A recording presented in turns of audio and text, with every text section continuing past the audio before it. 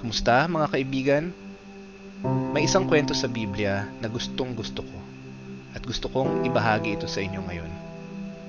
Ito ang talinghaga ng 10 dalaga. Isipin ninyo, may 10 dalaga na nag-aabang sa pagdating ng lalaking ikakasal. Lahat sila may dalang ilawan. Pero heto ang twist. Ang 5 sa kanila ay matatalino, habang ang 5 naman ay hangal. Ano ang pagkakaiba nila? Yung 5 hangal, dinalala lang ang ilawan nila, pero wala man lang ekstrang langis. Samantalang, yung 5 matatalino, nagbaon sila ng karagdagang langis just in case. Habang naghihintay, naantala pala ang pagdating ng ikakasal. Dahil sa tagal, inantok at nakatulog silang lahat. Bigla, pagsapit ng hating gabi, may sumigaw, "Nandyan na ang ikakasal! Salubungin na siya!" Dali-daling bumangon ang 10 dalaga at inayos ang kanilang mga ilawan. Pero, problema? Yung mga ilawan ng 5 hangal, aandap-andap na, paubos na ang langis. Nakiusap sila sa matatalino, "Pahingi naman kami ng langis ninyo." Pero sumagot ang matatalino, "Naku, baka hindi ito magkasya sa ating lahat. Mas mabuti pang bumili na lang kayo para sa sarili ninyo." Kaya ayun, umalis ang 5 hangal para bumili ng langis.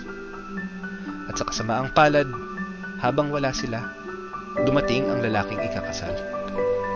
Yung 5 nakahanda, yung matatalino, ay kasama niyang pumasok sa piging ng kasalan. At pagkatapos ay isinara ang pinto. Nang makabalik yung 5 hangal, kumatok sila. "Panginoon, papasukin niyo po kami," sigaw nila. Pero malungkot ang sagot mula sa loob, "Hindi ko kayo kilala." Ang aral sa kwentong ito na sinabi mismo ni Jesus ay simple lang.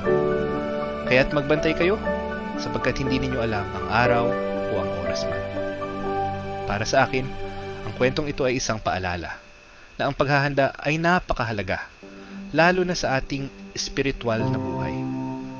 Ang langis ay sumisimbolo sa ating pananampalataya, sa ating relasyon sa Diyos, at sa mabubuting gawa na resulta nito.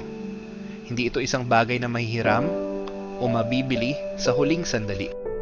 Ito ay isang bagay na personal nating pinagyayaman araw-araw. Sa abala nating mundo, madaling makalimot at maging kampante. Pero, tinatawag tayo na laging maging handa, na panatilihing nag-aalab ang apoy ng ating pananampalataya. Paano ba natin ito gagawin?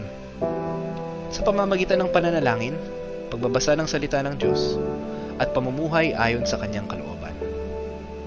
Huwag nating hintayin na huli na ang lahat.